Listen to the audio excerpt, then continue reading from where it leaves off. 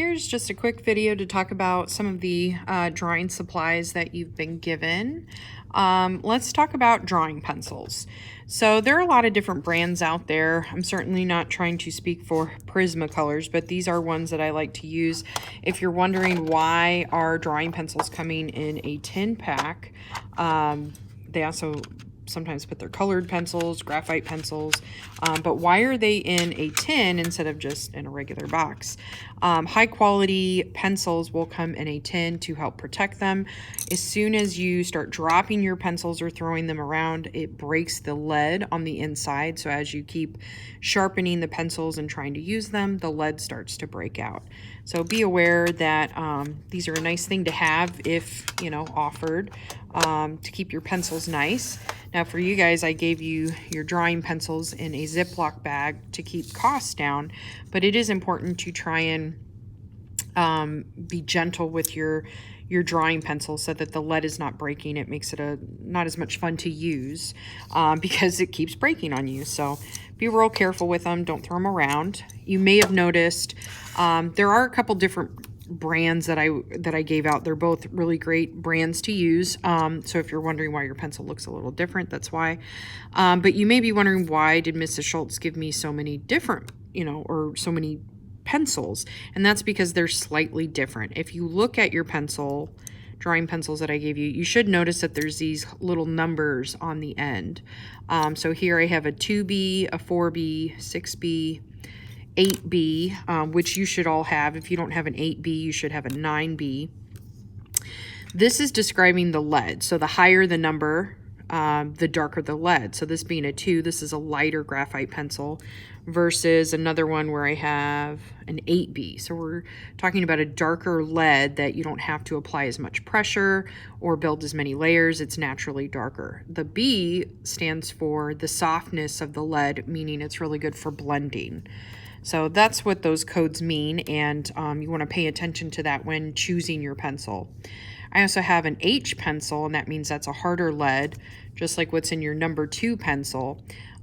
These could be really good for sketching something out, but I usually keep an H pencil on hand in case I'm doing really detailed work where I don't want to blend out the graphite. So for example, if I was drawing a human eyeball and I wanted to add eyelashes, if I want to keep the eyelashes crisp without having them blend and smear, I would use an H pencil.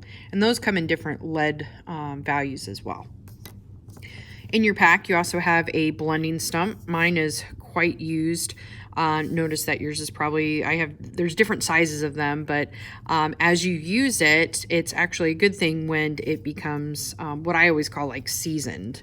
That's not a technical term, but that's what I call it, where it looks used. When you use a blending stump, it's for blending graphite.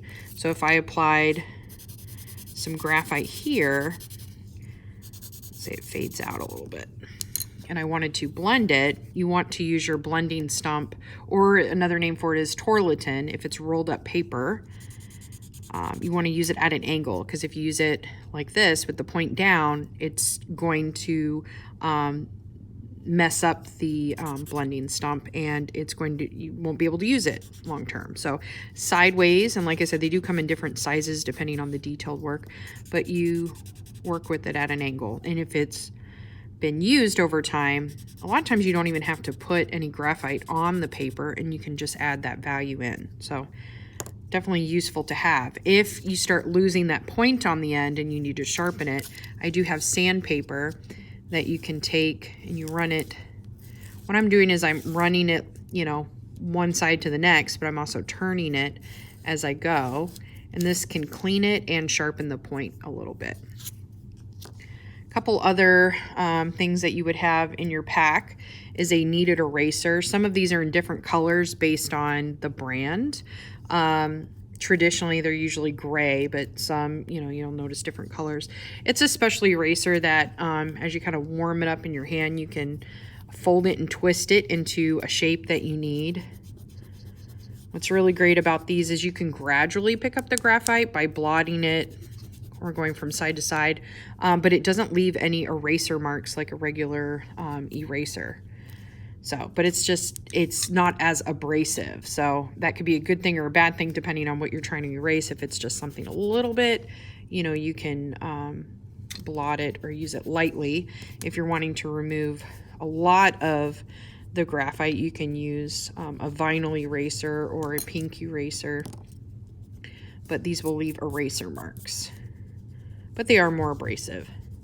You'll also notice, depending on what which pencil you use, if you're using a darker lead pencil, then you're going to stain the paper. So if you're sketching something out and you don't want to apply that value and have that staining of the paper, then you want to use a very light number 2 pencil or a mechanical pencil. Those will erase, but these are not meant to fully erase, so just be aware of that.